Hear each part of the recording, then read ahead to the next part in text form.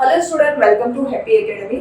તો આપણે આજે જનરલ સાયન્સનો ફર્સ્ટ ટોપિક ચાલુ કરવાના છે, એટલે કે કેમેસ્ટ્રીની શરૂઆત કરવાના છે, કે જેમાં આપણો ફર્સ્ટ પોઈન્ટ છે કે આપણી આસપાસ થતા ફેરફાર. તો જનરલ સાયન્સ એટલે શું? સૌપ્રથમ આપણે એ જોઈએ. તો તમે જુઓ કે ક્લાસ 3 ની એક્ઝામ છે, એટલે કે પીએસઆઈ, કોન્સ્ટેબલ, સીસી. તો ક્લાસની બધી એક્ઝામમાં એક સાયન્સનો એક ટોપિક હોય છે, રોજિંદા જીવનનું વિજ્ઞાન. તો જે રોજિંદા જીવનનું વિજ્ઞાન છે એટલે કે આપણે જે લાઈફમાં જીવીએ છીએ, તો આપણી આજુબાજુ જેટલું પણ સાયન્સ છે એને લગતો અભ્યાસ એટલે રોજિંદા જીવનનું વિજ્ઞાન.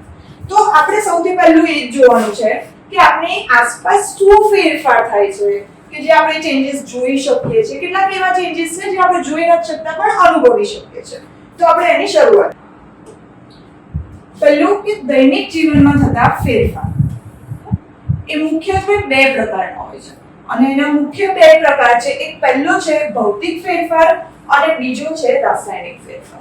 તો અહીંયા પહેલો જ ક્વેશ્ચન આપણને થાય કે ભૌતિક ફેરફાર અને રાસાયણિક ફેરફાર એટલે શું?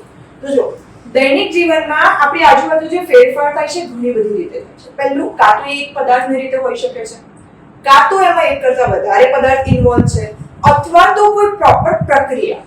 હવે જેવી કે આપણે એક્ઝામ્પલ લઈએ કે પાણીનું બરફ બનવું અથવા તો સેમ બરફનું પાણીમાં રૂપાંતર. તો આ ફેરફાર એવો છે જેને ઉલટાવી શકાય છે. એટલે પાણીમાંથી બરફ બન્યો તો આપણે બરફમાંથી પાણી પણ બનાવી શકીએ છીએ. તો આ ફેરફાર છે જેને ઉલટાવી શકાય છે. અને બીજું આપણે એક્ઝામ્પલ લઈએ જેમ કે અગરબત્તીનું સળગવું. તો અગરબત્તી સળગે છે તો ત્યારબાદ તમે જોઈ શકો કે એની રાખ બની જાય છે. તો શું આપણે એ જ રાખમાંથી સેમ એઝ અગરબત્તી બનાવી શકીએ છીએ? ના. તો આ ફેરફાર કેવો થયો કે જેને ઉલટાવી શકાતો નથી. તો આ રીતે બે ફેરફાર છે. ભૌતિક ફેરફાર એટલે કે ફિઝિકલ ચેન્જ, એટલે કે આપણે જોઈ શકીએ કે જેને ખાલી સ્થિતિમાં બદલાવ આવે છે. બરાબર? કે પાણી હતું તો પ્રવાહી સ્વરૂપે હતું, એનો બરફ બન્યો તો એનું સ્વરૂપ ઘન થઈ ગયું. તો પ્રવાહીમાંથી ઘન અવસ્થામાં ફેરફાર થયો આ ભૌતિક ફેરફાર. પણ રાસાયણિક ફેરફાર એટલે શું? કે અગરબત્તી સળગી અને એમાંથી જે રાખ બની તો એ આખો તમારો નવો પદાર્થ બની ગયો. તો જેમાં આખો નવો પદાર્થ બને છે એ ફેરફાર એટલે રાસાયણિક ફેરફાર. તો આપણે સૌપ્રથમ ભૌતિક ફેરફારને સમજીએ. તો જો ભૌતિક ફેરફાર એટલે શું? તો પહેલું કે પદાર્થના કદ, એનો આકાર ચેન્જ થાય, એનો રંગ બદલાય અને એની અવસ્થામાં ફેરફાર થાય એટલે ભૌતિક ફેરફાર. અવસ્થામાં ફેરફાર. આ ફેરફાર મોટા ભાગે અસ્થાયી હોય છે. અસ્થાયી એટલે કે આપણે એને ઉલટાવી શકીએ છીએ તેવા હોય છે, કે મોટે ભાગે ઉલટાવી શકાય તેવા હોય છે, એટલે કે રિવર્સ છે. સૌથી મહત્વની અહીંયા વાત કે આમાં કોઈ જ નવો પદાર્થ બનતો નથી. એટલે કે તમે પાણી લો, બરફ લો કે એની વરાળ લો તો એનો સ્વાદ, રંગ ખાલી એનો સ્વાદ નથી બદલાઈ જવાનો. એ પાણી છે તો એના જે મૂળ ગુણધર્મ છે એ જ રહેશે.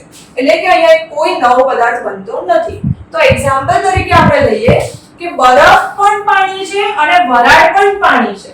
એટલે પાણીના જે મૂળભૂત ગુણધર્મો છે એ વરાળ અને બરફમાં પણ જળવાઈ રહે છે. એનું મેઇન એક્ઝામ્પલ છે સ્ફટિકીકરણ. કે સ્ફટિકીકરણ એ ભૌતિક ફેરફારનું એક ઉત્તમ ઉદાહરણ છે, એટલે કે ક્રિસ્ટલ સ્વરૂપ. હવે એની અવસ્થામાં ચેન્જીસ. આ આપણો મેઇન પોઈન્ટ છે. જો એની ત્રણ અવસ્થા, ઘન, પ્રવાહી અને વાયુ. આપણે સૌપ્રથમ જોઈએ, અહીંયા એક એક્ઝામ્પલ લીધું છે બરફ. પાણીનું ઘન સ્વરૂપ એટલે બરફ. તો બરફને આપણે જો ગરમ કરીએ તો એનું પ્રવાહી એટલે કે પાણીમાં રૂપાંતરણ થાય છે. તો ઘન પદાર્થને ગરમ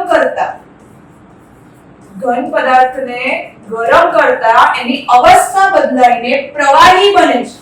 તો આ પ્રક્રિયાને કહેવાય છે પ્રવાહીકરણ. ઘનનું પ્રવાહીમાં રૂપાંતર એટલે પ્રવાહીકરણ. આગળ વધીએ કે પ્રવાહીને હજી આપણે ગરમ કરીએ એટલે પાણીને આપણે ગરમ કરીશું તો તે વરાળ બનશે. એટલે પ્રવાહીને ગરમ કરતા એનું રૂપાંતરણ બાષ્પ સ્વરૂપે એટલે કે વાયુમાં થાય છે. એટલે આ ક્રિયાને બાષ્પીભવન કહેવામાં આવે છે. ત્રીજો મુદ્દો, પ્રવાહીમાંથી ઘનમાં જઈએ. પ્રવાહીનું ઘન થવું એટલે કે પાણીમાંથી બરફ બનવું, તો આ પ્રક્રિયાને કહેવામાં આવશે ઘનીકરણ.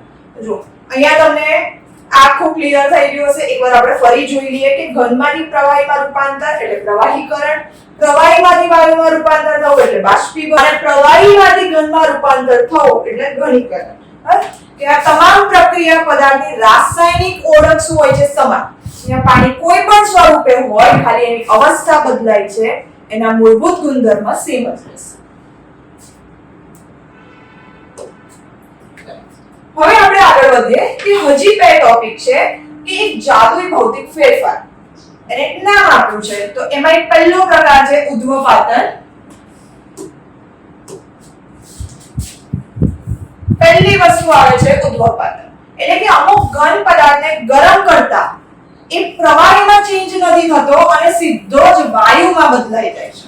ઘનથી ડાયરેક્ટ વાયુમાં આવે છે, વચ્ચે પ્રવાહીનું સ્ટેપ જ નથી. ઘનથી વાયુમાં રૂપાંતર એટલે ઉદ્ધવપાતન. અને આનું બેસ્ટ એક્ઝામ્પલ છે કપૂર. કે આપણે કપૂર સળગાવીએ તો એ ઘન પદાર્થ છે, પણ આપણે એને જેવો સળગાવીશું તો એ કોઈ લિક્વિડ ફોર્મમાં થતો નથી, એ સીધો જ બાષ્પ એટલે કે વાયુ સ્વરૂપે હવામાં ભળી જાય છે. તો એવા બીજા એક્ઝામ્પલ પણ અહીંયાથી યાદ રાખવા: કપૂર, આયોડીન, નવસાર એન્ડ નેપ્થેલિન. અને નવસારનું બીજું નામ છે એમોનિયમ ક્લોરાઇડ. એમોનિયમ ક્લોરાઇડ જેનું અણુસૂત્ર NH4Cl. તો નવસારનું રાસાયણિક નામ એમોનિયમ ક્લોરાઇડ અને તેનું અણુસૂત્ર NH4Cl. તો આ બધા ઉદ્ધવપાતનના એક્ઝામ્પલ છે. બીજી પ્રક્રિયા જોઈએ નિક્ષેપણ. કે જ્યારે વાયુ અવસ્થા છે એ સીધું ઘનમાં રૂપાંતર થાય. હમણાં જોયું તો સઘન. કે નિક્ષેપણ એટલે વાયુનું સીધું ઘનમાં રૂપાંતર. એક્ઝામ્પલ છે હિમ. કે હિમનું બરફનું જે હિમ સ્વરૂપ છે તો એ સીધું વાયુમાંથી ઘનમાં રૂપાંતરણ છે. નેક્સ્ટ જોઈએ આપણે રાસાયણિક ફેરફાર. કે રાસાયણિક ફેરફાર એટલે શું? તો જો અહીંયાના મુદ્દા કે જ્યારે પ્રક્રિયા થાય છે ત્યારે પ્રક્રિયાના અંતે એક અથવા વધુ નવા પદાર્થો બને છે. ભૌતિકમાં શું હતું કે નવો પદાર્થ બનતો નથી, રાસાયણિકમાં નવો પદાર્થ બને છે. ભૌતિક અસ્થાયી છે. આ ફેરફાર કાયમી છે એટલે કે તેને ઉલટાવી શકાતો નથી. તમે દૂધમાંથી દહીં બની જાય તો દહીંમાંથી દૂધ પાછું બનતું નથી. એટલે આ ફેરફાર કાયમી છે, એને ઉલટાવી શકાતો નથી. તેમાં પદાર્થની રાસાયણિક રચના સંપૂર્ણપણે બદલાઈ જાય છે. એની અવસ્થા બદલાઈ જાય છે, એના રંગ બદલાઈ જાય છે, એના રૂપ બદલાઈ જાય છે. બધું આખું ચેન્જ આવી શકે છે એમાં. ઉદાહરણ તરીકે ફટાકડા ફૂટવા. તો જો પહેલા જે સ્વરૂપે હતા અને ફટાકડા ફૂટી ગયા બાદ એનું જે વાયુમાં રૂપાંતરણ થાય છે, એમાંથી જે ધુમાડો બને છે તો એમાં ઘણા બધા ગેસ હોય છે જે વાતાવરણ માટે પણ હાનિકારક છે. તો આ એનું રાસાયણિક સ્વરૂપ છે. ખોરાકનું પાચન. તો ખોરાકનું પાચન છે કે આપણે જે પદાર્થ લઈએ છીએ તો આપણે તમે શાકભાજી લઈ લો, ફળ લઈ લો, તો દરેકમાં અનેક તત્વો રહેલા હોય છે. આ તત્વો જ્યારે આપણે ખોરાક સ્વરૂપે લઈએ છીએ તો એનું જે પાચન છે તો સૌથી પહેલા તો એમાંથી કાર્બોદિત, પ્રોટીન, ચરબી આ બધું છૂટું પડે છે. અને કાર્બોદિતનું પાચન શેમાં થાય છે? ગ્લુકોઝમાં. ચરબીનું પાચન થાય છે ફેટી એસિડ. અને પ્રોટીનમાંથી ન્યુક્લિક એસિડ જેવા ઘણા બધા તત્વો બને છે. તો આ જે પાચન એટલે કે રૂપાંતરણ થાય છે તો એક રાસાયણિક પ્રક્રિયા છે. અને ત્રીજું છે પ્રકાશ સંશ્લેષણ. તો તમને ખ્યાલ હશે કે પ્રકાશ સંશ્લેષણ એટલે શું? તો વનસ્પતિ સૂર્યની હાજરીમાં કાર્બન ડાયોક્સાઇડ અને હરિતકણની મદદથી પોતાનો ખોરાક જાતે બનાવે છે. આ પ્રક્રિયાને પ્રકાશ સંશ્લેષણ કહેવાય. તો રાસાયણિક પ્રક્રિયાના ઉદાહરણ યાદ રાખવા. મેઇન છે પ્રકાશ સંશ્લેષણ, ખોરાકનું પાચન, ફટાકડાનું ફૂટવું. આ બધા જ આપણા એક્ઝામ માટે મેઇન છે. આગળ જોઈએ આપણે કે રાસાયણિક ફેરફારની સાબિતી. એટલે અમુક એક વસ્તુ છે કે આપણને ખબર કેવી રીતે પડે કે રાસાયણિક પ્રક્રિયા થઈ છે. તો પહેલી વસ્તુ કે ઉષ્મા, પ્રકાશ કે ધ્વનિ ઉત્પન્ન થાય છે. જો ભૌતિક ફેરફાર પાણીમાંથી જ્યારે બરફ બને તેમાંથી ગરમી ઉત્પન્ન નથી થતી કે અથવા તો પ્રકાશ સ્વરૂપે ઉત્પન્ન નથી થતું, બરાબર? પણ રાસાયણિક ફેરફારમાં એક આવો કોઈ ચેન્જ જોવા મળે છે. કાં તો ગરમી ઉત્પન્ન કરે છે, કાં તો એ તમને પ્રકાશ સ્વરૂપે જોવા મળશે, અથવા તો ધ્વનિ એટલે કે અવાજ સ્વરૂપે. અને આ ત્રણેયનું બેસ્ટ એક્ઝામ્પલ હોય તો ફટાકડાનો વિસ્ફોટ થવો. જ્યારે પણ ફટાકડા ફૂટે છે એટલે કે એના આસપાસના વાતાવરણમાં ગરમી પણ ઉત્પન્ન થશે, એનો પ્રકાશ ઉત્પન્ન થાય છે અને એનો ધ્વનિ એટલે કે અવાજ ઉત્પન્ન થાય છે. બીજી વસ્તુ છે કે રંગમાં ફેરફાર થવો. રંગમાં ફેરફાર થવો એનું બેસ્ટ એક્ઝામ્પલ છે કાપેલું સફરજન. કે તમે સફરજનને કટ કરીને મૂકી રાખશો તો વાતાવરણમાં રહેલા ઓક્સિજન સાથે પ્રક્રિયા કરે છે અને એક નવો જ પદાર્થ બનાવે છે જે આપણને સફરજન ઉપર જોવા મળશે કે એનું જે લેયર છે એ ડાર્ક કથ્થઈ રંગનું થઈ જશે. તો આ રાસાયણિક ફેરફાર છે. તો આવી સફરજન જેવી જ વસ્તુ આપણને બટાકામાં જોવા મળશે, રીંગણમાં જોવા મળશે. તો આ કાપીને રાખો એટલે હવામાં એનું ઓક્સિડેશન થાય છે અને એક નવો જ પદાર્થ બને છે. ત્રીજું છે ગંધમાં પરિવર્તન. તો એમાં એક છે ખોરાકનું બગડવું. ખોરાક બગડી ગયો છે તો એ આપણને કેવી રીતે ખબર પડે? તો એનું પહેલું એ વસ્તુ હોય છે ગંધમાં, એટલે કે એની સ્મેલમાં પરિવર્તન આવી જાય છે. હવે અત્યારે ઉનાળાનો કે એક સમય લઈ લો તમે, તો ખોરાક જલ્દી બગડી જાય છે. તો એનો ટેસ્ટ, સ્વાદ તો પછીની વસ્તુ છે, પહેલા આપણને ખબર કેવી રીતે પડે? એની સ્મેલથી. અને ચોથી વસ્તુ વાયુનું બનવું. વિનેગર અને બેકિંગ સોડા એટલે કે ખાવાનો સોડા, આ બંને આપણે ભેગા કરીએ એટલે CO2 ગેસ નીકળે છે.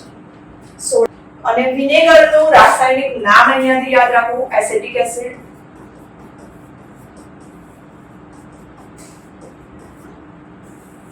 અને બેકિંગ સોડા એટલે ખાવાનો સોડા, આ એનું સામાન્ય નામ. અને એનું રાસાયણિક નામ સોડિયમ હાઇડ્રોજન કાર્બોનેટ. આ પણ યાદ રાખવું, સોડિયમ હાઇડ્રોજન કાર્બોનેટ. તો આ એના મેઇન 4 વસ્તુ છે. એનો પ્રકાશ આપણને દેખાય છે, અવાજ, રંગમાં ફેરફાર, ગંધમાં પરિવર્તન અને નવા વાયુનું ઉત્પાદન એટલે રાસાયણિક ફેરફાર. વેરી ઇમ્પોર્ટન્ટ એક વસ્તુ થઈ જાય છે કે ગંભીર રાસાયણિક પ્રક્રિયા જે આપણને ઘણા બધા કારણે નુકસાન આપે છે. કે આપણી પાસે માન લો કે લોખંડની કોઈ વસ્તુ છે, ઘરનો ગેટ છે અને આ રીતે, તો જે વરસાદની આ બધી સીઝન ને પછી એક સમસ્યા આવી જાય છે કાટ લાગવાની. બરાબર? કે આ સૌથી મોટી સમસ્યા છે રસ્ટ અને કાટ લાગવાની. લોખંડ જ્યારે હવાના ઓક્સિજન અને ભેજના સંપર્કમાં આવે તો ત્યારે તે ખવાઈ જાય છે એટલે કે કાટ બને છે. તો આ પ્રક્રિયાના કારણે લોખંડ નબળું પડે છે અને મોટું નુકસાન થાય છે. પ્રક્રિયા લોખંડ ઓક્સિજનની હાજરી અને ભેજની હાજરીમાં કાટ બનાવે છે. તો કાટનું રાસાયણિક સૂત્ર Fe2O3 XH2O. આ એનું રાસાયણિક સૂત્ર છે. Fe2O3 ફેરસ ઓક્સાઇડ XH2O એટલે કાટનું અણુસૂત્ર મળશે. હવે લોખંડને કાટ તો લાગી ગયો, પણ આપણે ઘણી બધી વાર જોયું હશે કે કાટ ન લાગે એના માટે શું કરવું?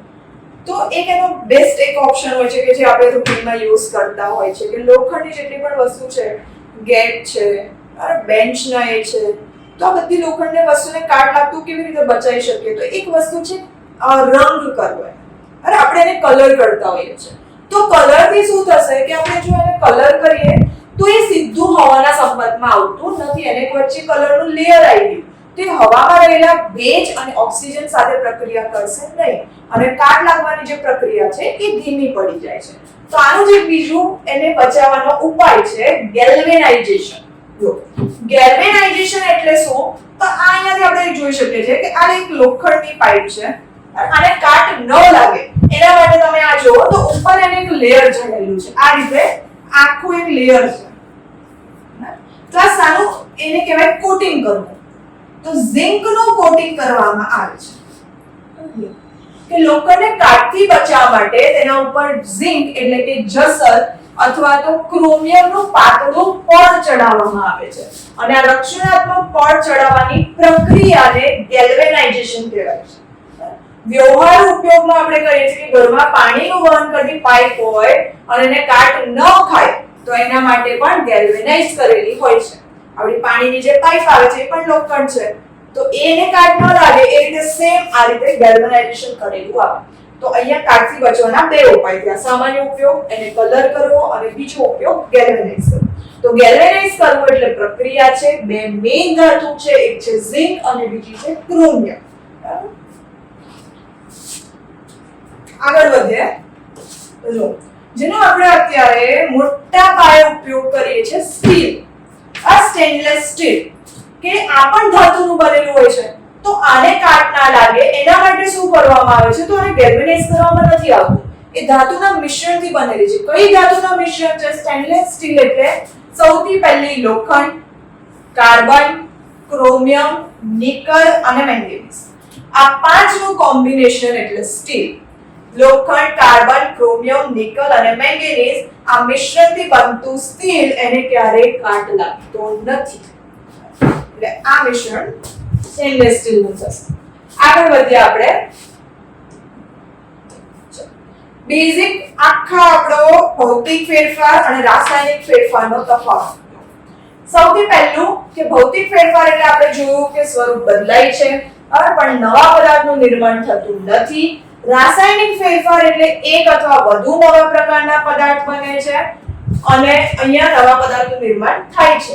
બીજું કે પદાર્થની રાસાયણિક ઓળખ બદલાતી નથી, અહીંયા રાસાયણિક રચનામાં ફેરફાર થાય છે. ભૌતિક અસ્થાયી ફેરફાર દર્શાવે છે જ્યારે રાસાયણિક કાયમી ફેરફાર દર્શાવે છે. અને લાસ્ટ કે પ્રતિવર્તી છે એટલે કે રિવર્સ, એ ઉલટાવી શકાય છે અને રાસાયણિક ફેરફાર અપ્રતિવર્તી છે એટલે કે એને ઉલટાવી શકાતા નથી. તો આ આપણું એક ક્વિક રિવિઝન હતું. આગળ વધીએ આપણે. તો અહીંયા અલગ અલગ 3 એક્ઝામ્પલ લીધા છે. એમાં પહેલું કે મેગ્નેશિયમની પટ્ટીને હવામાં સળગાવતા તેમાંથી રાખ બને છે MgO. જો પહેલા મેગ્નેશિયમની પટ્ટી હતી, હવામાં સળગાવ્યું એટલે હવામાં ઓક્સિજન સાથે પ્રક્રિયા કરે છે અને તેની રાખ બને છે જેનું અણુસૂત્ર છે MgO, મેગ્નેશિયમ ઓક્સાઇડ. તો આ એક રાસાયણિક ફેરફાર છે.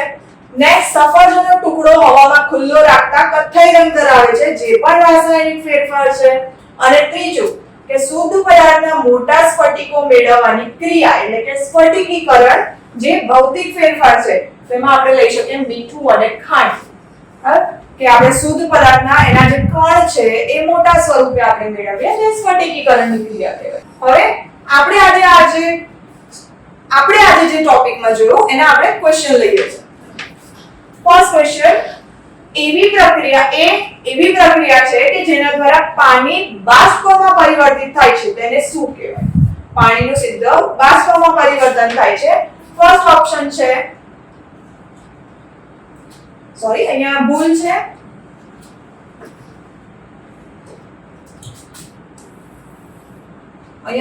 નિરપેક્ષ નહીં આવે, નિક્ષેપણ. તો ફર્સ્ટ ઓપ્શન છે નિક્ષેપણ, બીજું છે સઘનન, ત્રીજું છે ઉદ્ભવપાતન અને ચોથું છે બાષ્પીભવન. તો પ્રવાહીમાંથી વાયુમાં રૂપાંતરણ એટલે ઓપ્શન ડી એ આપણો રાઈટ આન્સર થઈ જશે, બાષ્પીભવન. નેક્સ્ટ આગળ વધીએ. એવી પ્રક્રિયા કે જેના દ્વારા ઘન પદાર્થ સીધો જ વાયુમાં રૂપાંતર થઈ જાય છે તેને શું કહેવાય? તેનો બેસ્ટ એક્ઝામ્પલ હતું કપૂર. કે કપૂરનું સળગવું. તો એ કઈ ક્રિયા દ્વારા છે? બાષ્પીભવન, નિક્ષેપણ, ઉદ્ભવપાતન કે ઘનીકરણ? તેનો રાઈટ ઓપ્શન થઈ જશે ઓપ્શન સી, ઉદ્ભવપાતન.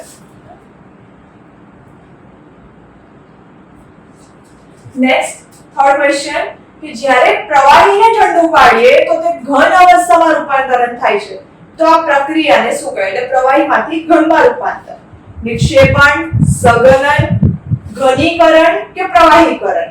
એટલે થર્ડ ઓપ્શન આમાં રાઈટ થઈ જશે, ઘનીકરણ.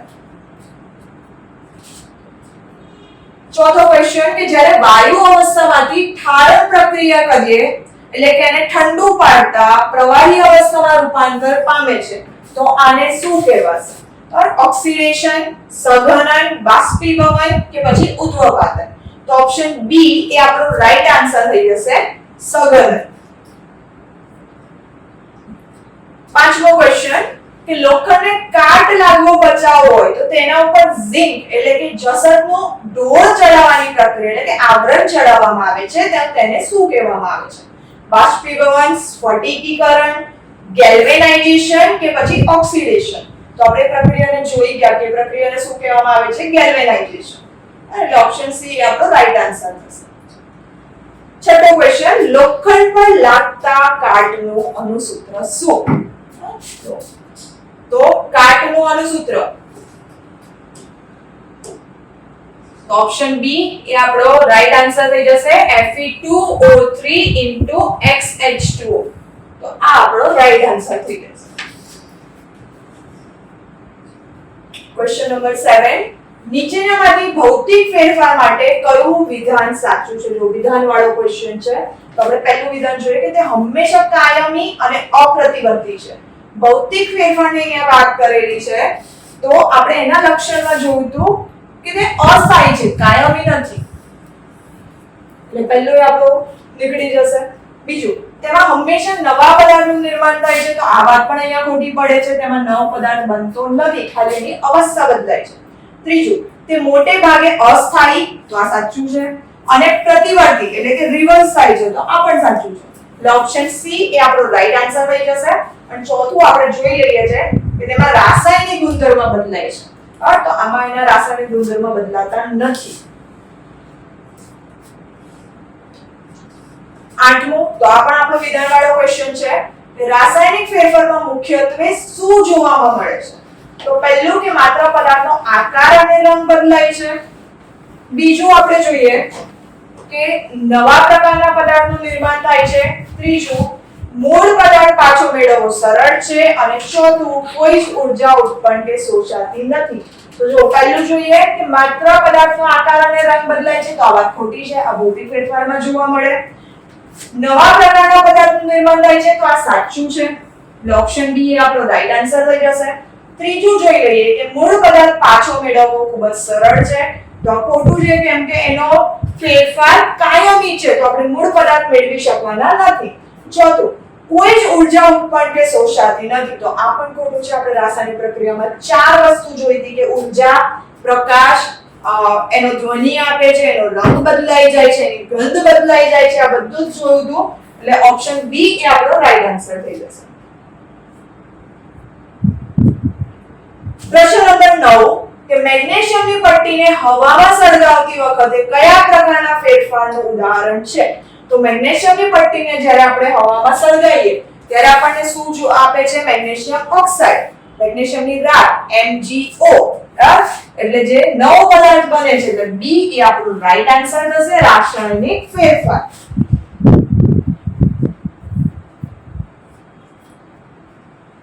પ્રશ્ન નંબર 10, મેગ્નેશિયમની પટ્ટીને સળગાવ્યા બાદ મળતી રાખને જો પાણીમાં ઓગાળતા કયો નવો પદાર્થ બને છે? તમને અહીંયા કીધું કે મેગ્નેશિયમની પટ્ટીને સળગાવ્યા બાદ જે મળતી રાખ છે, તો રાખનું સમીકરણ હતું MgO. એને પાણીમાં ઓગાળો એટલે કે H2O ઉમેરો, તેમાંથી નવો પદાર્થ બને છે. અને કયો છે? તો એ નવો પદાર્થ આપણને મળશે MgOH ટ્વાઇસ, એટલે કે મેગ્નેશિયમ અને OH એટલે હાઇડ્રોક્સાઇડ. જો મેગ્નેશિયમ હાઇડ્રોક્સાઇડ, તો ઓપ્શન સી એ આપણો રાઈટ આન્સર થઈ જશે. તો આજે આપણે જોયું કેમિસ્ટ્રીનું પહેલું ચેપ્ટર ભૌતિક ફેરફાર અને રાસાયણિક ફેરફાર.